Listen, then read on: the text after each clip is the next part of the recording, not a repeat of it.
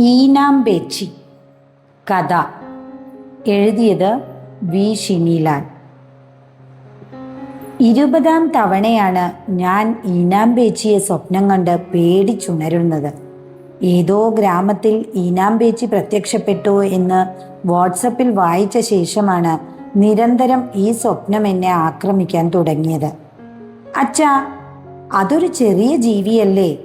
ഞെട്ടിയുണരൽ പ്രക്രിയ പലതവണ ആവർത്തിച്ചപ്പോൾ മകൻ ചോദിച്ചു. ഇനി ഈനാംബേച്ചി വന്നു എന്ന് തന്നെ വിചാരിക്കുക. നമുക്ക് ബണ്ടനെ ഇറക്കി ഡിഫൻസ് ചെയ്യാമല്ലോ.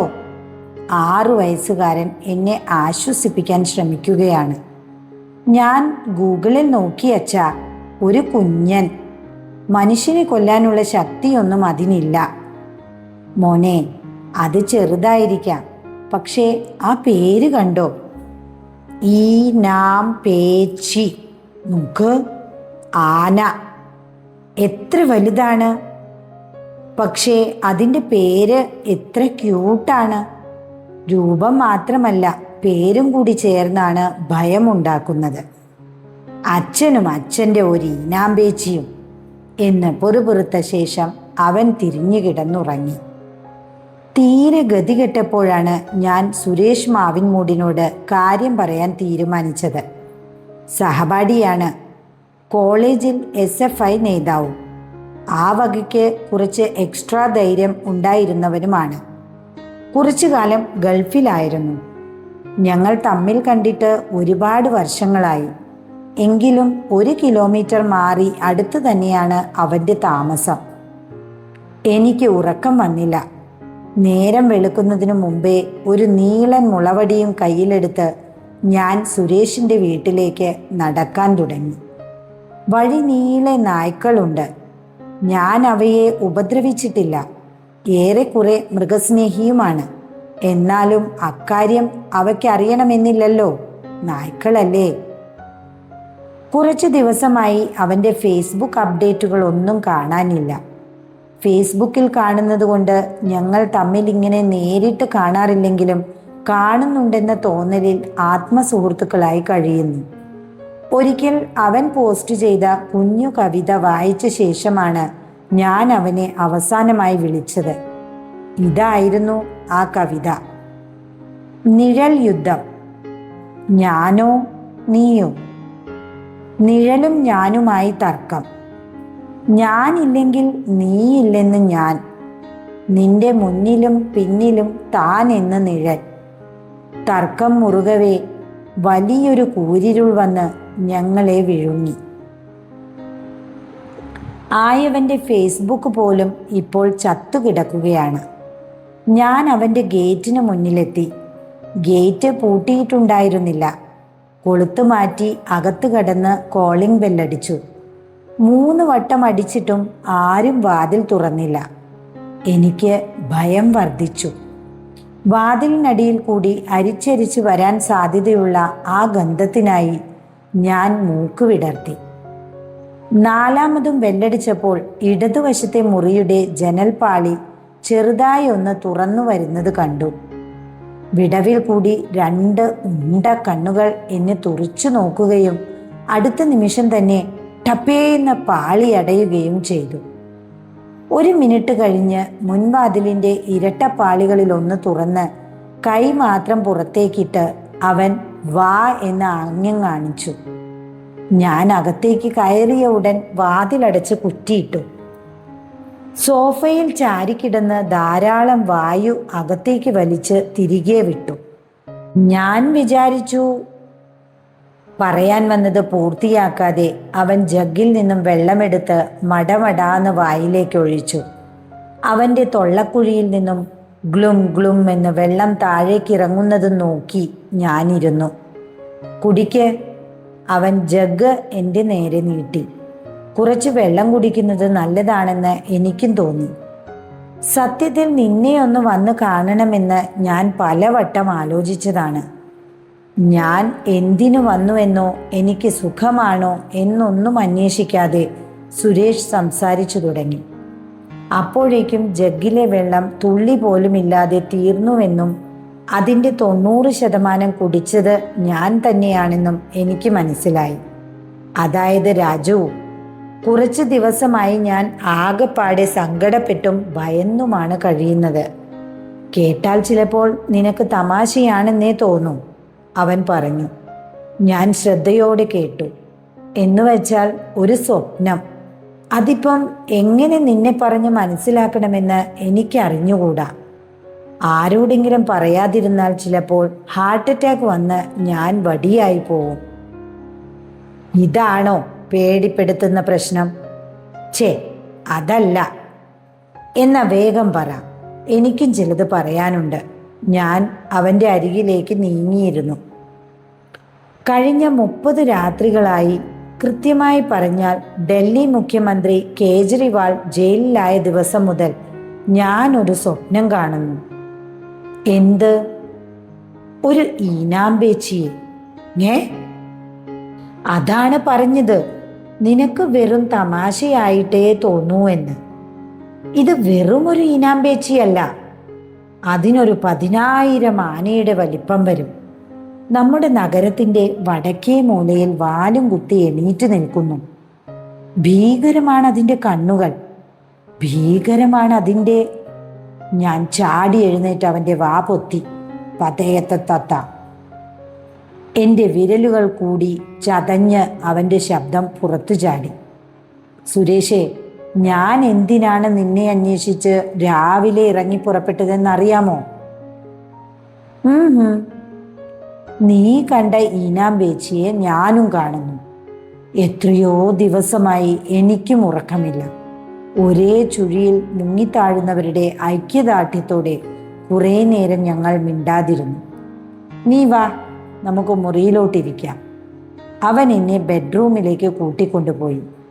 ഞങ്ങൾ കട്ടിലിരുന്നു.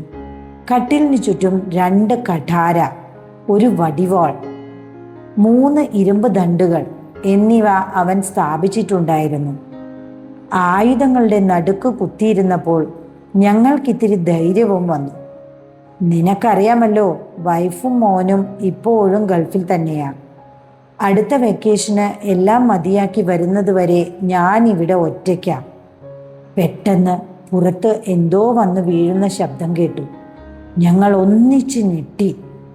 സുരേഷ് വിലക്കിയിട്ടും ഞാൻ ജനൽപ്പാളി ചെറുതായി തുറന്ന് പുറത്തേക്ക് നോക്കി. വീണ്ടും ശബ്ദം. പിന്നാലെ മാലിന്യം നിറച്ച ഒരു പ്ലാസ്റ്റിക് ക്യാരി ബാഗ് പറന്നു വന്ന് മുറ്റത്ത് വീണു. ഹോ, അതായിരുന്നോ? രക്ഷപ്പെട്ടു. ഇവിടെ ആളില്ലെന്ന് കരുതി അപ്പുറത്തെ വീട്ടുകാരൻ വേസ്റ്റ് ഡിസ്പോസ് ചെയ്യുന്നതാണ്. കുഴപ്പമില്ല. അതുപോട്ടെ, നിന്റെ ഈനാമ്പേച്ചിക്ക് എന്താണ് നിറം? ഞാൻ ചോദിച്ചു. അത് പിന്നെ പറയാനുണ്ടോ? കറുപ്പ്. അതല്ലേ അതിൻ്റെ ഒരു രീതി. എൻ്റെ ഈനാമ്പേച്ചിയും കറുപ്പാ. നാവോ ചുമപ്പ്, തീ പോലെ. So same to same. 2 പേർ ഒരുപോലെ സ്വപ്നം കാണുകയാണെങ്കിൽ അത് സത്യം തന്നെയായിരിക്കും. ഞങ്ങൾ ഞങ്ങളുടെ തന്നെ കാൽമുട്ടുകളെ ബലമായി കെട്ടിപ്പിടിച്ചുകൊണ്ട് മിണ്ടാതെയിരുന്നു. അതൊക്കെ പോട്ടെ, ഭയങ്കരമായി പേടി തോന്നുമ്പോൾ നീ എന്തു ചെയ്യും? പഴയ ആ മെത്തേഡ് തന്നെ. അർജുനൻ, ഫൽഗുനൻ, പാർത്ഥൻ, കിരീടി, വിജയൻ, ശ്വദാശൻ, ജിഷ്ണു, ധനഞ്ജയൻ, സവ്യസാചി, ഭീഭത്സു എന്ന് അർജുന 10 മന്ത്രം ഉള്ളതറിയില്ലേ? അത് ജപിക്കും. നീയോ? നീ ആരോടും പറയില്ലെങ്കിൽ ഒരു കാര്യം കാണിച്ചു തരാം. അവൻ കട്ടിലിൻ്റെ തലഭാഗത്തുള്ള രഹസ്യ അറ തുറന്നു. അതിനുള്ളിൽ നിന്നും ലോഹനിർമ്മിതമായ ഒരു ചെഗുവേര ശില്പം താനേ പൊങ്ങി വന്നു. നീ ആരോടും പറയില്ലല്ലോ രാജു. സംഗതി നമ്മൾ അവിശ്വാസികളൊക്കെ തന്നെ. എങ്കിലും ചെഗുവേരയ്ക്ക് മുന്നിൽ ചുരുട്ട് കത്തിച്ചു വച്ച് പ്രാർത്ഥിക്കുമ്പോൾ ഒരാശ്വാസം കിട്ടും.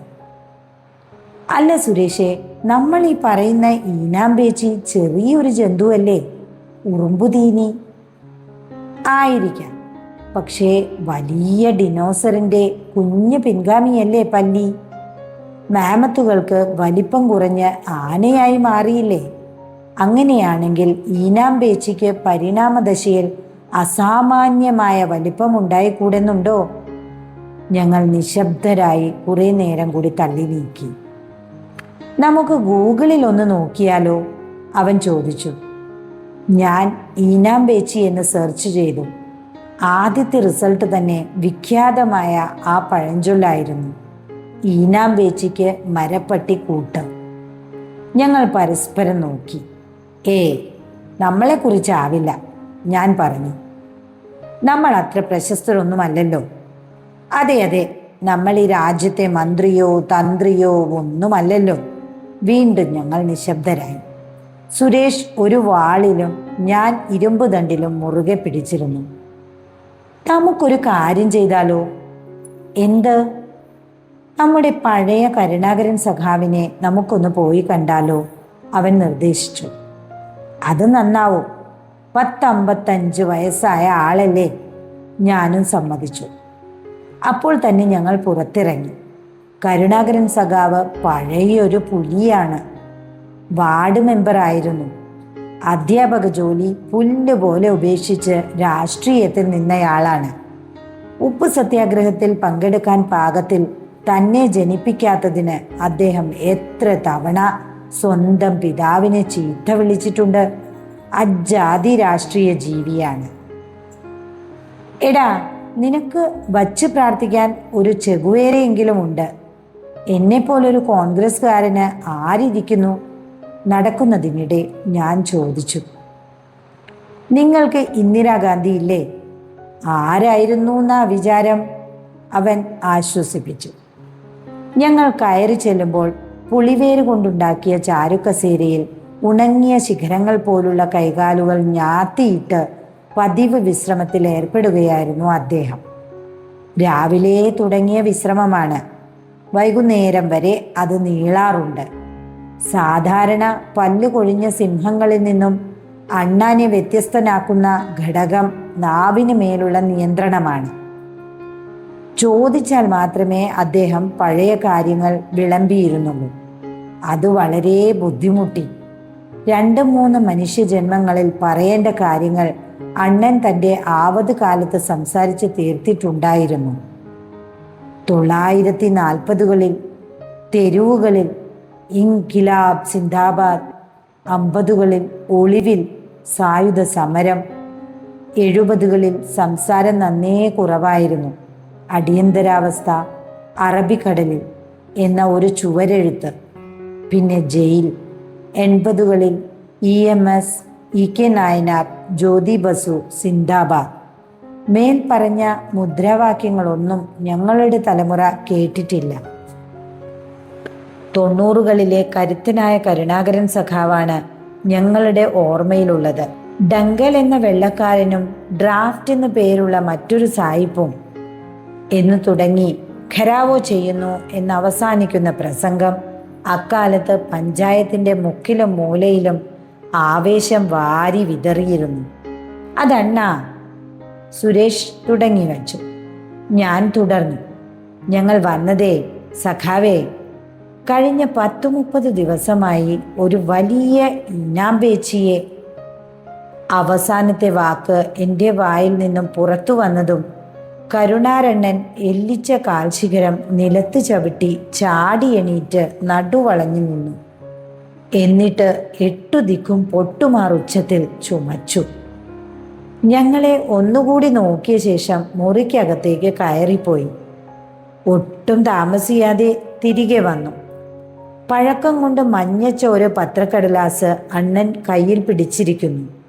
ചുമയും കഫവും മലയാളവും കൂടിക്കുഴഞ്ഞ മിശ്ര ശബ്ദത്തിൽ അണ്ണൻ ഇങ്ങനെ പറഞ്ഞു.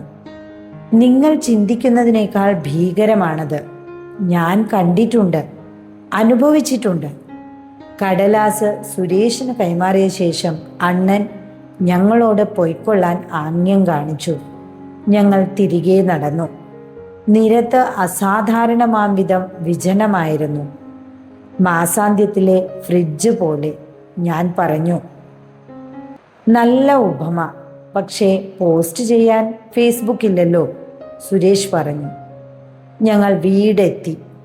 വാതിലുകൾ അടച്ചു. ബ്രെഡും ജാമും കഴിച്ചു. കുറേ വെള്ളം കുടിച്ചു. നല്ല ക്ഷീണമുണ്ടായിരുന്നെങ്കിലും ഉറങ്ങാൻ തോന്നിയില്ല. കുറച്ചു നേരം കഴിഞ്ഞപ്പോൾ സുരേഷ് എന്നെ തോണ്ടി വിളിച്ചു. ഒന്നും ചെയ്യാനില്ലെന്ന് കാണിച്ച് ഞാൻ അവനെ നോക്കി തല കുടുക്കി. പെട്ടെന്ന് എൻ്റെ ഫോൺ റിങ് ചെയ്തു. ഭാര്യയാണ്. ഇതെവിടെയാ? രാവിലെ പോയതല്ലേ? കാര്യം അറിഞ്ഞോ? എന്ത്? നമ്മുടെ പഴയ കരുണാകരൻ സഖാവില്ലേ, പുള്ളിക്കാരൻ മരിച്ചെന്ന്. ഞാൻ ഞെട്ടലോടെ ഫോൺ കട്ട് ചെയ്തു. സുരേഷേ, ഇത് കേട്ടോ? കരുണാരണ്ണൻ മരിച്ചെന്ന്. അവനും ഞെട്ടി. ഉടൻ തന്നെ ഞങ്ങൾ രണ്ടും കൽപ്പിച്ച് പുറത്തിറങ്ങി. സുരേഷിന്റെ കാർ സ്റ്റാർട്ടാക്കാൻ നോക്കിയെങ്കിലും സാധിച്ചില്ല. വേഗം നടന്നു. അണ്ണന്റെ മകൻ വീടിന് പുറത്ത് നിൽക്കുന്നുണ്ടായിരുന്നു. വീട്ടുമുറ്റത്ത് നല്ല ആൾക്കൂട്ടം. രാജു അണ്ണ, ഉച്ചയ്ക്ക് ആരോ രണ്ടവന്മാര് അച്ഛനെ കാണാൻ വന്നിരുന്നു. അപ്പോൾ തുടങ്ങിയ ഒരു ചുമയിലാണ് അപ്പൻ വീണത്. അവന്മാരെ എങ്ങാനും എൻ്റെ കൈവാക്കിന് കിട്ടിയാൽ കൂമ്പിടിച്ച് കലക്കും ഞാൻ. മരിക്കുന്നതിനു മുമ്പ് വടക്കോട്ടേക്ക് കൈ ചൂണ്ടി ഈനാമ്പേച്ചി എന്നൊക്കെ പിച്ചും പേയും പറയുന്നുണ്ടായിരുന്നു. മകൻ പറഞ്ഞു. ഞാനും സുരേഷും മുഖത്തോട് മുഖം നോക്കി. ഇനിയും അവിടെ നിൽക്കുന്നത് അപകടമാണ്. ഞങ്ങൾ മടങ്ങി. തിരികെ നടക്കുന്നതിനിടയിൽ സുരേഷ് ചോദിച്ചു, ഡേയ്, നമുക്ക് കുറച്ച് ധൈര്യം സംഭരിച്ചാലോ? എങ്ങനെ? ദാ ഇങ്ങനെ നിൽക്കുക, തള്ളവിരൽ കൊണ്ട് ഒരു മൂക്ക് പൊത്തുക, മറ്റേ ഹോളിൽ കൂടി എയർ വലിച്ച് കയറ്റുക, എന്നിട്ട് ഇങ്ങനെ സാവധാനം പുറത്തേക്ക് വിടുക. ഞങ്ങൾ അപ്രകാരം 10 തവണ ചെയ്തു. പച്ച തവളയെപ്പോലെ ചുരുങ്ങി, പിന്നെ പെരുകി. ഇപ്പോൾ ഒരു ശക്തി തോന്നുന്നില്ലേ? അവൻ ചോദിച്ചു. തോന്നുന്നതല്ല, യഥാർത്ഥം തന്നെയാണെന്ന് തോന്നുന്നു. നമുക്കൊരു സെൽഫി എടുത്താലോ? അവൻ ചോദിച്ചു. സെൽഫി എടുത്ത ശേഷം ഞങ്ങൾ നടത്ത തുടർന്നു. വഴിയിൽ ദേശസേവിനി ഗ്രന്ഥശാലയിൽ കുറച്ച് ചെറുപ്പക്കാർ ക്യാരം ബോർഡിന് മുകളിൽ ചെസ് ബോർഡ് വെച്ച് കളിക്കുന്നത് കണ്ടു. നിങ്ങൾ എന്താ ക്യാരംസ് കളിക്കാത്തത്? സുരേഷ് ചോദിച്ചു. ക്യാരംസ് കളിച്ചാൽ ശബ്ദമുണ്ടാകില്ലേ? ഒരുത്തൻ മറുചോദ്യം ചോദിച്ചു. അതിനെന്താ എന്ന് ഞാൻ ചോദിച്ചെങ്കിലും മറുപടിക്ക് കാക്കാതെ മുന്നോട്ട് നടന്നു. വഴിയിലുള്ള ഒരു ബേക്കറിയിൽ രാത്രി ഭക്ഷണം വാങ്ങാൻ ഞങ്ങൾ കയറി.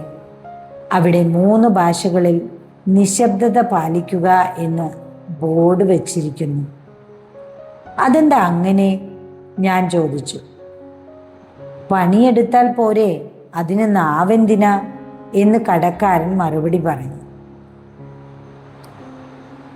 പാലും ബ്രെഡും വാങ്ങിയ ശേഷം ഞങ്ങൾ വീട്ടിലേക്ക് മടങ്ങി.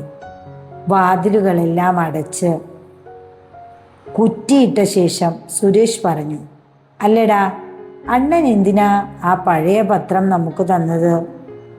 അപ്പോഴാണ് ഞാനും അതിനെക്കുറിച്ച് ഓർത്തത്. മലയാള മനോരമ പത്രമായിരുന്നു അത്. 1975 ജൂൺ മാസം 26-ാം തീയതി, തിരുവനന്തപുരം എഡിഷൻ. സുരേഷ് വായിച്ചു. നമ്മളന്ന് ജനിച്ചിട്ടില്ല. സ്വന്തം ലേഖകൻ കാട്ടാക്കട സുരേഷ് ആ ദിവസത്തെ പ്രധാന വാർത്ത വായിച്ചു കേൾപ്പിച്ചു. ഇന്നലെ വെളുപ്പിന് കാട്ടാക്കട എന്ന സ്ഥലത്ത് അരസിയൻ നാടാർ എന്നയാളുടെ വീട്ടുമുറ്റത്ത് ഒരു ഈനാമ്പേച്ചി പ്രത്യക്ഷപ്പെട്ടു. കറുത്ത നിറവും നീണ്ട നാക്കും ചുവന്ന കണ്ണുകളുമുള്ള അതിന് ഏകദേശം 100 ആനയുടെ വലിപ്പം വരുമെന്ന് ദൃക്സാക്ഷികൾ അഭിപ്രായപ്പെട്ടു.